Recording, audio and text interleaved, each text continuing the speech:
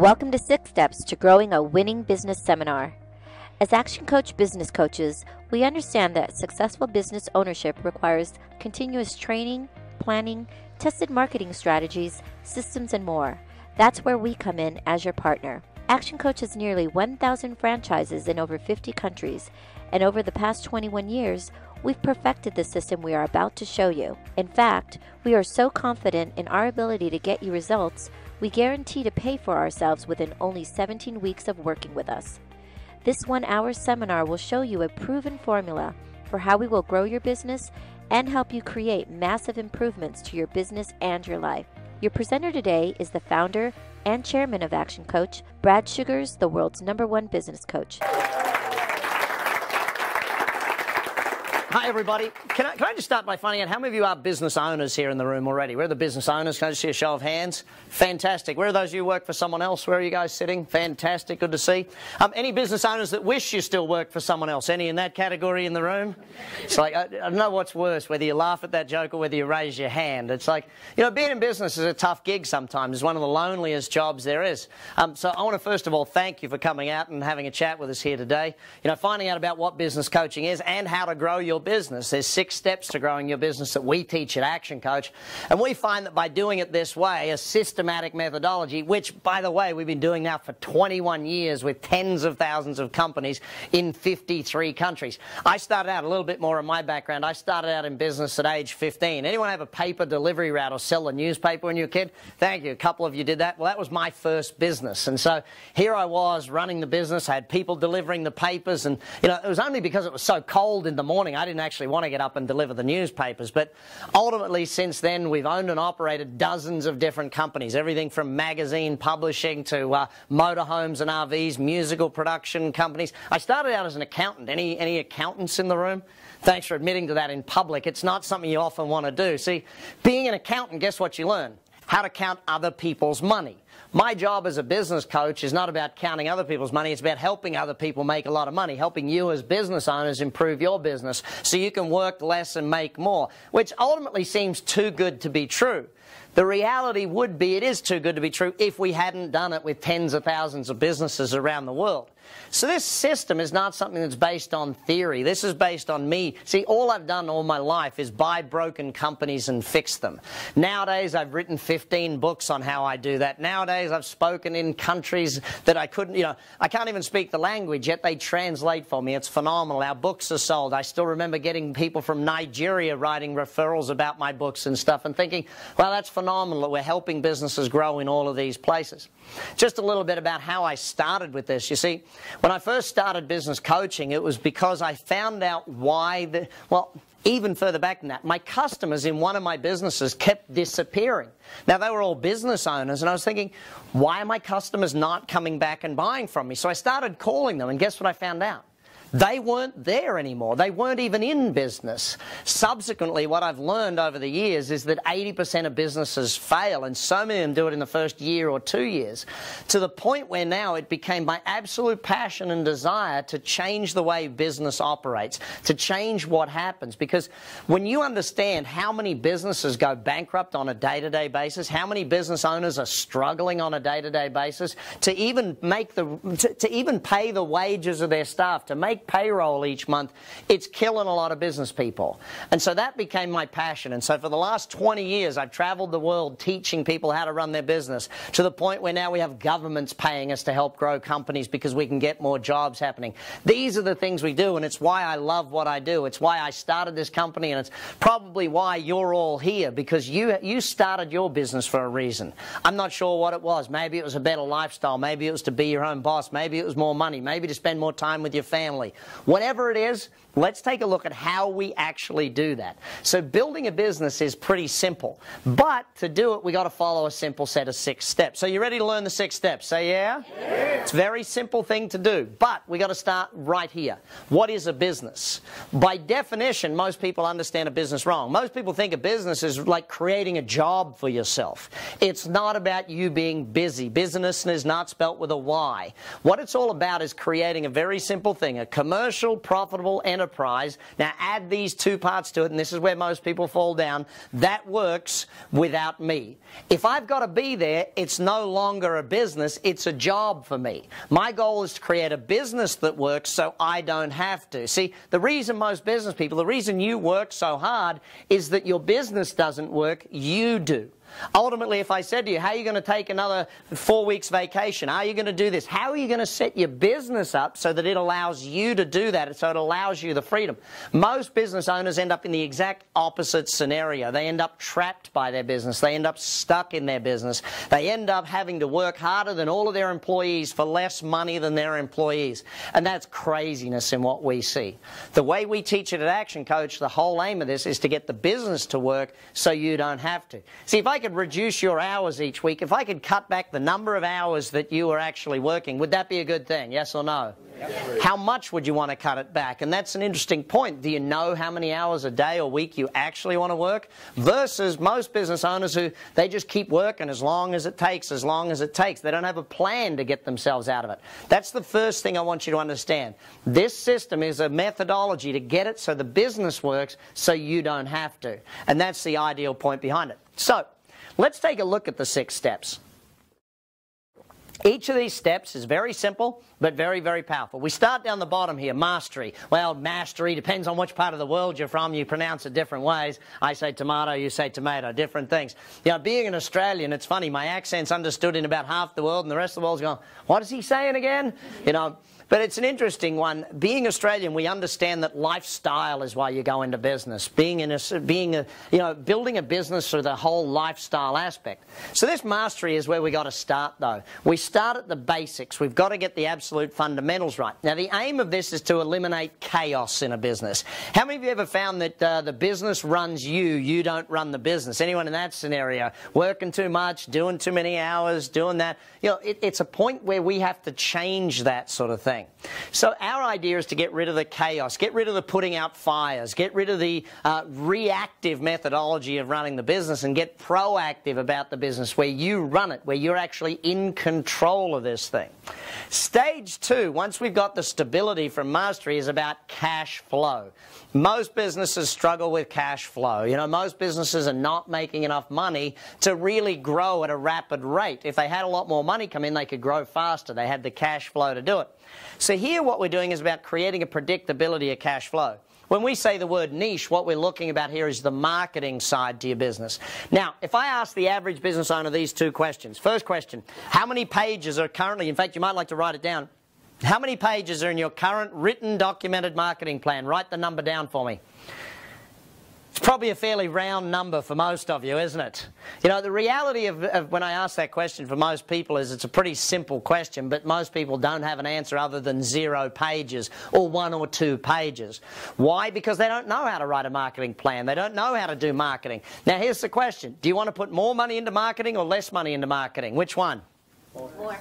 Well, you guys say more and you guys say less. Well, hang on, who's right here? The people that don't want to put money into marketing are the ones that know that every time I put money out there, it just seems to be gone. The people that actually want to make money in their marketing, they're the people that sit there and say, well, hang on, if I put more in, I get more back. That's what we want to teach you. That's what my whole book, Buying Customers, is all about. So read that book as well, which you got to buy it first. Make sure you buy those books. Great books. Everyone should be reading all of my books. I'm a salesman first and foremost. Where are the other salespeople in the room?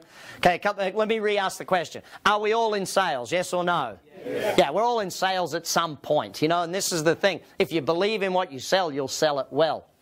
So, we have to get the niche right, the marketing. Predictable cash flow has to be a part of our business day in and day out. Then we got to go to efficiency. This is where we build in the systems within the company, the leverage. Leverage by definition is more with less. If we build in the systems, if we build in the efficiency, what it does is it buys us back our time. You know, one of the biggest challenges of business is that there's no systems in place, so therefore, you've got to work a lot of hours. You've got to do all of the extra work. There's no one else can do it. If you've ever said, in fact, think of it this way. How many ever said this statement? No one can do it as good as me. Or if you want a job done, you've got to do it yourself. You know, those sort of statements. Why? Because there's no systems running your business. You're running it yourself rather than using the systems to run the business. And that's a very important point. Then we get to the team side of things. Now you've got to structure a team for the growth, for the future growth. This isn't just about having people on the bus. It's about having the right people on the bus to grow the business. Because ultimately, you're not going to be running the business. If you're running the business, then it's still just a job for you. Ultimately, your goal is to get it so that the business works so you don't have to. So does that mean you're going to need better quality people, higher trained people, you know, excuse me, people with all of the skills to grow the business, not just to keep it running? And that's an important aspect to it. This isn't about just running the business, it's about growing the business. Now, ultimately there, when we build that team into place, it's about putting someone else in charge, a CEO, a general manager, someone else to run the business on your behalf, so that you can then focus on the growth side of it, the synergy. This is where you turn this thing into multiple locations. It's where you might franchise it or license it or open it across the world, open it across the state, the country, wherever it is that you want to trade. It's about looking at getting great results with the business, but it's about getting there through building the business as something that works without you and then multiplying it across different markets. Often this is where we get passive income coming in from the business. See, ultimately, if you build the business right, it works so you don't have to. Ultimately, if you build the business to a point where it works so you don't have to, guess what? Now your income comes in whether you get out of bed or not. Imagine, like I know for me, one of my restaurants, I literally only visit the restaurant to eat or have a beer every now and again. That's it. You know, I don't go in there to run it. I don't go in there to see the management team. I don't go in to do the accounts. I don't do anything. I literally only visit. To the point where the other day I went in there with my family and my daughter came up to the front counter and the young lady on the front counter said, "Hi, have you got a reservation?" And my daughter looks at me, "Dad, shouldn't we tell her that you own the place?" I said, "No, kid, that means the business is running well if they don't know we own the place." You know, that's ultimately the point. Now, you might want them to know you own the place just for fun, but ultimately, it's about getting a business to work so that you don't have to. So let's take a look in a little more detail about some of these areas. Once the business has got to that point, it's now time for you to go and look at other businesses. And that's a whole other aspect. If you read my Billionaire in Training, it's about how to buy, build and sell companies, about what to look for. You know, that's ultimately a different game for entrepreneurs to play. Sometimes, though, you've got to get the first one running first so that you can get to the second, so you can get to the third. Number one, destination mastery. Do you need to know where you're going in order to get there, yes or no? Yes. So if I ask the average business person, and I won't put anyone on the spot in this room, but if I was to ask the average business person, show me the goals of the business, show me the, you know, where it's going, what's the vision, what's the ultimate end point of the business, where are you going, what's the goals for the next 90 days, what are the budgets for the next quarter? If I was to ask the average business owner all of those questions, what would my answer be? See, the silence of all of you is exactly what the answer is in most cases. Because most people don't have a destination written down. You know what most people have, you know, when they first started in business, they were very excited and it was like, let's go and do this and achieve that and do all these wonderful things. Now we get to a point where most of them, you know what they actually care about? Can I just pay the bills this week? You know, and that's one of the worst things. If your only goal is to just pay the bills, then guess what you're going to achieve? Just paying the bills. Nothing more than that. So make sure you understand what it is you're going, where you're going, the destination. How much easier do you think it is by finding the destination if you have a coach sitting there with you, helping you decide where you're going to go, asking you the right questions about getting you there? That's what coaching does, is it has someone from the outside looking in. One of the funniest things, I know there's some husband and wife teams here in the room, when we sit with a husband and wife team and ask them, hey, what do you want out of the business and what do you want out of the business? And the two of them want two entirely different things. That, by the way, there's some interesting talks that night at home, I'm sure. But the point of it is that we help you get clarity on where you're going with the business. What are your goals? What do you want it to be valued at? What revenues do you want it to be doing? What are the profitability you need it to be doing? How many days a week do you want to work? How many vacations or what type of holidays do you want to take each year? These are important questions that you need to know for yourself and for your business.